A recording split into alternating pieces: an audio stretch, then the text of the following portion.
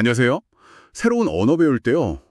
특히 뭐 여행이나 이력서 같은 거 생각하면 프랑스어랑 스페인어, 이 둘 사이에서 고민하는 분들 진짜 많으시죠? 오늘 저희가 바로 그 이야기, 여러분이 보내주신 다양한 자료들 있잖아요. 레디 토론부터 시작해서 뭐 프랑스어 학습, 또 실제 취업 시장 이야기까지. 이걸 바탕으로 프랑스어 학습이 진짜 어떤 가치가 있는지, 또 그 과정은 어떤지 한번 깊이 파고들어 보려고 합니다. 네, 오늘 저희 목표는요, 단순히, 그래서 뭐가 더 나아요? 이거보다는 좀 더 깊이 들어가 보는 거예요. 그러니까 프랑스어라는 게 구체적으로 뭐 커리어, 아니면 여행, 더 나아가서 뭐 개인적인 성장까지, 여기에 어떤 기회를 줄 수 있는지, 또 실제로 배울 땐 어떤지, 좀 여러 각도에서 살펴보려고 해요. 여러분이, 정말 정보에 기반해서, 그리고 딱 나한테 맞는 그런 선택을 하실 수 있게 도와드리는 거죠. 좋습니다. 그럼 제일 근본적인 질문부터 시작해 볼까요? 왜? 도대체 왜 특정 언어를 배우려고 하는가? 그 핵심 동기. 레딧의 한 분이 바로 여기서 고민하시더라고요. 여행이랑 이력서, 이 두 가지 현실적인 목표를 딱 두고 프랑스어냐, 스페인어냐. 이거 진짜 많은 분들이 내 얘긴데 하실 것 같아요. 아주 그냥 딱 전형적인 고민이죠. 근데 레딧의 다른 사용자분, 그 사이마스라는 분이 아주 중요한 얘기를 했어요. 뭐냐면 그냥 나중에 쓸모 있겠지? 이런 막연한 기대. 이거보다는 그 언어 자체에 대한 어떤 강한 끌림, 뭐 열정, 이런 게 훨씬 더 결정적이라는 거예요.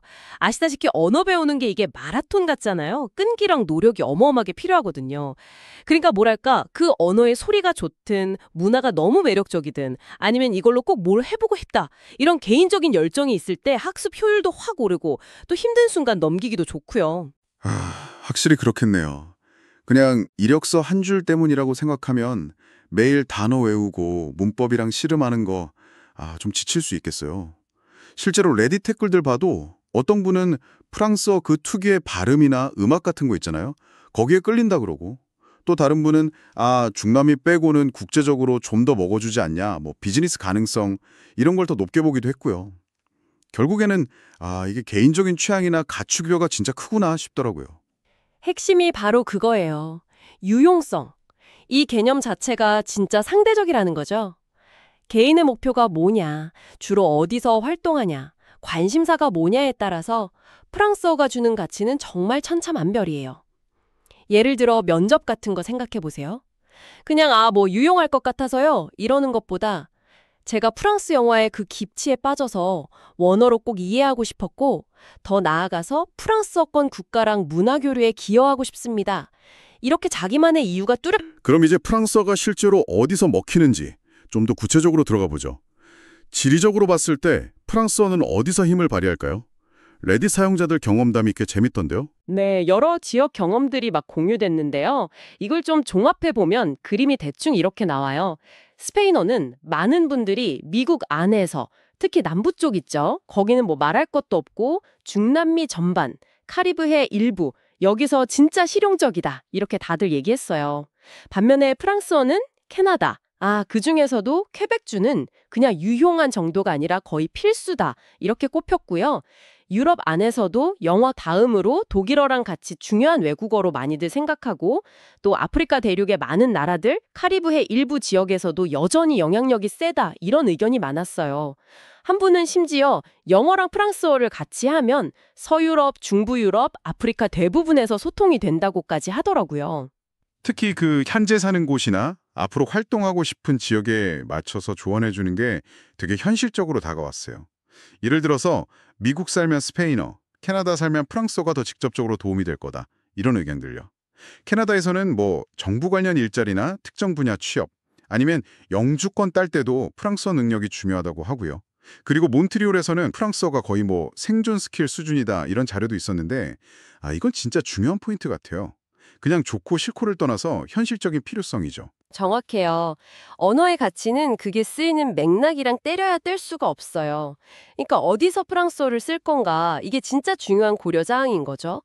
그냥 전택의 사용자 수만 볼 게 아니라 내 생활 반경, 내가 목표하는 커리어, 아니면 내가 꿈꾸는 여행지, 거기서 프랑스어가 실제로 어떤 문을 열어줄 수 있나 이걸 따져봐야 해요.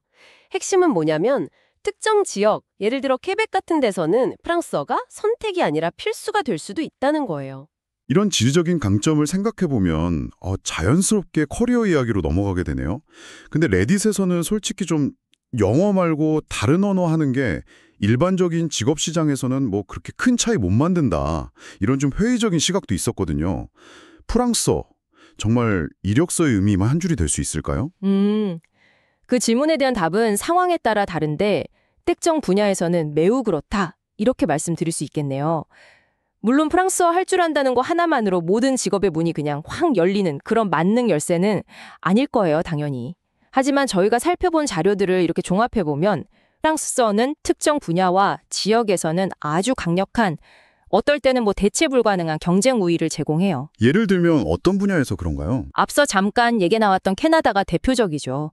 캐나다 연방정부 기관은 물론이고 뭐 의료, 교육, 관광 이런 다양한 분야에서 영어, 프랑스어, 이중 언어 구사자력 우대하고요.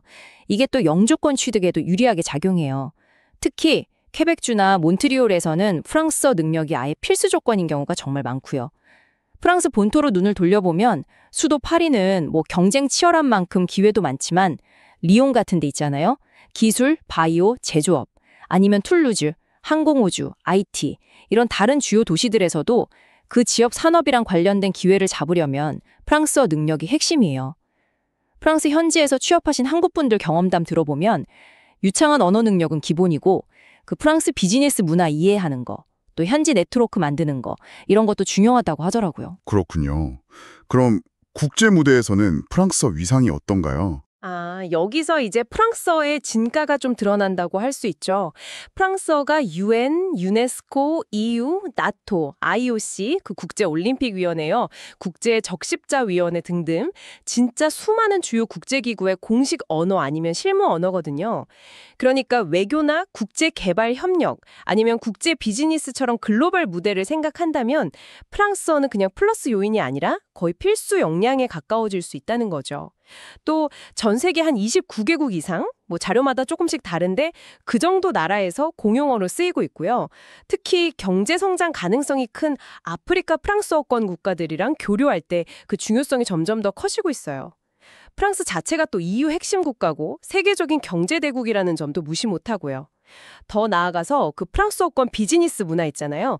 예를 들면 계약 조항 되게 명확하게 따지고 대륙법 기반으로 하고 뭐 이런 특징들을 이해하는 것도 실제로 도움이 될 수 있고요. 들어보니까 단순히 이력서에 한 줄 넣는 스펙, 이걸 넘어서서 특정 분야로 들어가는 열쇠의 역할을 할 수 있다는 거네요.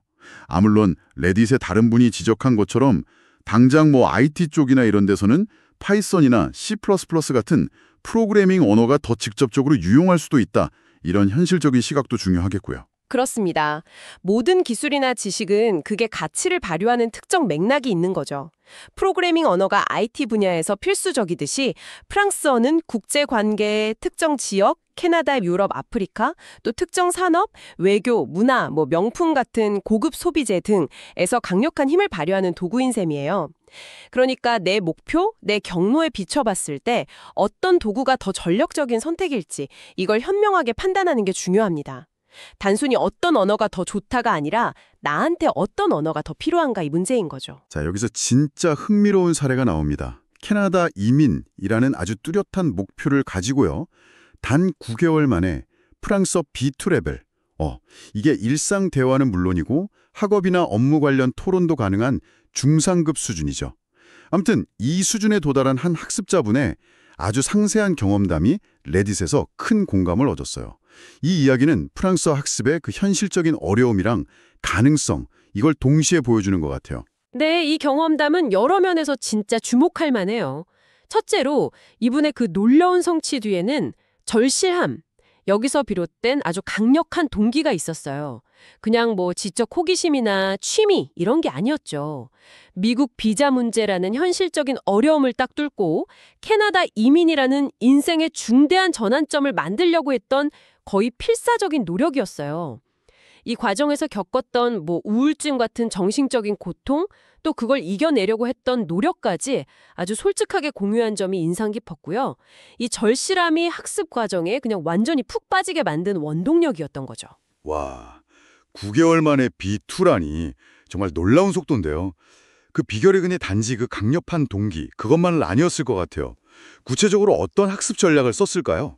물론이죠. 몇 가지 핵심 전략을 좀 엿볼 수 있어요.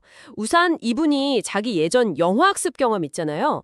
특히 그 SAT 준비하면서 의식적으로 쌓았던 엄청난 어휘력, 한 7천 단어에서 2만 5천 단어 수준으로 늘렸다고 하던데 이게 프랑스어 학습에 결정적인 도움을 줬다고 밝혔어요.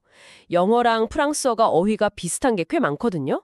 한 50% 정도 된다고 하는데 그리고 문장 구조도 비슷하고 그래서 읽기랑 쓰기가 상대적으로 좀 직관적으로 느껴졌다고 표현했죠. 물론 이 직관적이라는 표현 자체에 대해서는 본인도 좀 논란의 여지가 있다는 걸 알고 있었고요. 기존에 갖고 있던 언어 능력을 지렛대처럼 활용해서 학습 효율을 확 높였다는 거군요. 또 다른 주목할 만한 전략은 뭐였나요? 아주 체계적이고 또 이미 검증된 학습 방법을 따랐다는 점이에요. 탁시 시리즈나 얼터 이고 같은 딱 커리큘럼이 명확한 교재를 기반으로 진도를 나갔고요.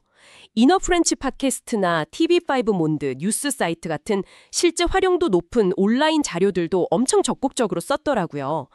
여기에 박사과정 학생인 튜터의 비동기식 강의, 그러니까 녹화본 보고 피드백 받는 방식인데 이걸 통해서 전문적인 지도도 받았고요. 특히 튜터가 강조한 학습법들이 효과가 좋았다고 하는데 오디오 계속 반복해서 들으면서 그대로 따라 말하는 쉐도잉, 그리고 듣기, 받아쓰기, 문법, 철자법을 한 번에 연습하는 받아쓰기, 프랑스어로는 딕테라고 하죠. 또 단어를 그냥 생으로 외우는 게 아니라 실제 문맥 속에서 자연스럽게 익히는 맥락학습, 이런 것들을 강조했어요. 쉐도잉이나 받아쓰기는 효과 좋다고 많이 알려져 있죠. 근데 맥락학습 관련해서 기술을 활용한 방식이 되게 창의적이었어요. 네, 바로 그 가짜 몰입, 페이크 이머전이라고 이름 붙인 전략인데요. 이게 진짜 재미있는 부분이에요. GPT 같은 인공지능 언어 모델 있잖아요. 이걸 활용해서 내가 배우고 싶은 특정 단어나 표현이 들어간 예문이나 짧은 글을 인위적으로 막 만들어내는 거예요. 그래서 그걸로 공부하면 마치 그 단어가 쓰이는 실제 상황에 계속 노출되는 것 같은 효과를 노린 거죠. 물론 이것만으로는 부족하니까 이너 프렌치나 TV5 몬드 같은 진짜 원어민 자료로 꼭 보충해야 한다고 강조했고요. 심지어 이런 가짜 맥락 만드는 걸 도와주는 웹 애플리케이션까지 직접 개발했다고 하니까 와, 그 열정이랑 실행력이 진짜 대단한 거죠. 와, 웹앱 개발까지 진짜 보통 노력이 아니네요. 말하기 연습은 어떻게 했는지도 궁금한데요. 많은 학습자들이 제일 어려워하는 부분이잖아요. 이 부분에서도 단계적으로 접근한 게 눈에 띄었어요. 초기에는 말하기에 대한 그 심리적인 부담감 있잖아요. 그걸 좀 낮추고 부담 없이 연습하려고 GPT를 대화 파트너로 썼대요. 그러다가 어느 정도 자신감 붙고 B1 수준 정도 되니까 아이톨키 같은 언어 교환 플랫폼 통해서 주 2회씩 실제 프랑스 원어민 튜터랑 꾸준히 대화 연습을 병행했다고 하고요. 그러니까 기술을 써서 기초 체력을 딱 다지고 점차 실제 상호작용 비중을 늘려나간 거죠. 와, 정말 체계적이면서도 되게 영리한 학습 과정이었네요. 강력한 동기부여, 기존 언어 능력 활용, 잘 짜인 커리큘럼이랑 검증된 학습법, 쉐도잉, 받아쓰기. 여기에 최신 기술, GPT를 창의적으로 딱 접목하고 단계적인 말하기 연습, 아이토키까지. 이 학습자분의 여정은 단기간에 높은 목표를 이루려는 분들한테 큰 영감을 줄 뿐만 아니라 Inner French, TV5 Monde, 아이토키 이런 구체적인 자료들을 참고하는 것만으로도 실질적인 도움이 될 것 같아요. 분명 그렇습니다. 다만 이 사례가 모든 사람한테 그냥 그대로 적용될 수 있는 왕도는 아니라는 점도 기억해야 해요. 이 학습자 본인도 강조했지만 개인의 그 절박한 상황, 또 영어 학습 배경, 투입한 시간과 노력의 양, 이런 것들이 다 복합적으로 작용한 결과니까요. 하지만 그분의 학습 전략, 특히 기술을 활용해서 몰입 환경을 만들거나 그 가짜 몰입이요, 단계적으로 말하기 능력을 키워나간 방식, 이런 것들은 분명 많은 학습자들이 참고하고 응용해 볼 만한 가치가 있습니다. 맞는 말씀입니다. 자, 그럼 이제 시야를 좀 더 넓혀서요. 취업이나 여행 같은 현실적인 목표 말고 프랑스어를 배움으로써 얻을 수 있는 또 다른 가치들, 여기에 대해 이야기 나눠볼까요? 그럼요. 프랑스어는 그 자체로도 세상을 보는 창을 넓혀주는 아주 매력적인 언어예요. 우선 그 세계적인 위상을 무시할 수가 없죠. 현재 전 세계 약 3억 명, 자료마다 좀 다른데 대략 4억 원제로 많이 쓰이는 언어고요. 2050년쯤에는 아프리카 대륙 인구 증가 이런 것 때문에 그 수가 7억에서 8억 명까지 늘어날 걸로 예측돼요. 5개 대륙 모두에서 사용되는 진짜 글로벌 언어고 또 영어를 빼면 세계에서 가장 많은 사람들이 배우는 외국어이기도 하고요. 사용자 수가 계속 늘어날 거라는 예측이 인상적이네요. 문화적인 풍요로움은 어떤가요? 프랑스 하면 또 문화예술을 빼놓을 수가 없잖아요. 바로 그 점이죠. 프랑스어권 문화는 문학, 빅토르 유고, 알베르 카뮤 생각나시죠? 철학, 데카르트, 사르트르, 영화, 누벨바구부터 현대 영화까지, 음악, 패션, 미식, 거의 모든 분야에 걸쳐서 깊고 풍성한 유산을 자랑해요. 프랑스어를 배운다는 건 이 방대한 문화 콘텐츠를 번역이라는 필터 없이 원어 그대로 접하고 그 뉘앙스랑 깊이를 직접 느낄 수 있는 특권을 얻는 거나 마찬가지예요. 단순히 정보를 얻는 걸 넘어서 감성적인 만족감, 지적인 즐거움을 주는 거죠. 그냥 의사소통 도구를 넘어서 새로운 지적, 감성적 세계로 들어가는 문이 될 수 있다는 말씀이시네요. 듣기만 해도 매력적인데요. 이런 걸 향상시킨다는 연구 결과들이 꾸준히 나오고 있거든요. 또 프랑스어는 스페인어, 이탈리아어, 포르투갈어 같은 다른 로망서족 언어들 배울 때 아주 훌륭한 디딤돌 역할을 해요. 구조랑 어휘가 비슷하거든요. 그리고 좀 의외의 장점 하나는 영어 실력 향상에도 도움이 된다는 점이에요. 현대 고급 영어 어휘 중에 상당 부분이 그 노르만 정복 이후에 프랑스어에서 왔거든요. 그래서 프랑스어를 배우면 영어 단어의 어원이나 의미를 더 깊이 이해하게 돼서 어휘력이나 독해력 향상으로 이어질 수 있어요. 와, 정말 다채로운 매력을 가진 언어네요. 자, 오늘 프랑스 학습의 동기부터 시작해서 실용성, 학습 과정, 그리고 그 너머의 가치까지 정말 깊이 있게 탐구해봤습니다. 결국 어떤 언어를 선택할지는 단순히 어느 쪽이 더 유용한가 이렇게 계산기만 두드릴 게 아니라 그 언어가 여러분 마음에 어떤 울림을 주는지 또 여러분이 추구하는 목표나 삶의 방향이랑 어떻게 연결되는지 여기에 달려있는 것 같습니다. 프랑스어는 분명 특정 지역 그리고 국제적인 맥락에서는 매우 구체적이고 매력적인 기회를 제공하는 언어임은 분명해 보이네요. 네, 언어학습은 어떤 언어든 긴 시간과 꾸준한 노력을 요구하는 여정이죠. 오늘 살펴본 그 9개월 만에 B2 달성 사례처럼 때로는 절박한 목표와 엄청난 집중력이 단기간에 놀라운 결과를 만들어내기도 하고 또 과거의 학습 경험이나 GPT 같은 새로운 기술 도구를 활용하는 게 큰 추진력이 될 수도 있어요. 하지만 이 모든 것의 가장 깊은 곳에는 결국 나는 왜 이 언어를 배우는가 여기에 대한 자기만의 진몰한 답이 있어야 해요.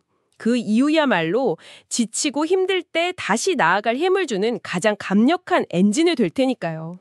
오늘 저희는 프랑스어를 배우는 이유로 취업이나 이민, 여행 같은 외부적인 성과에 초점을 맞춰서 많은 이야기를 나눴습니다.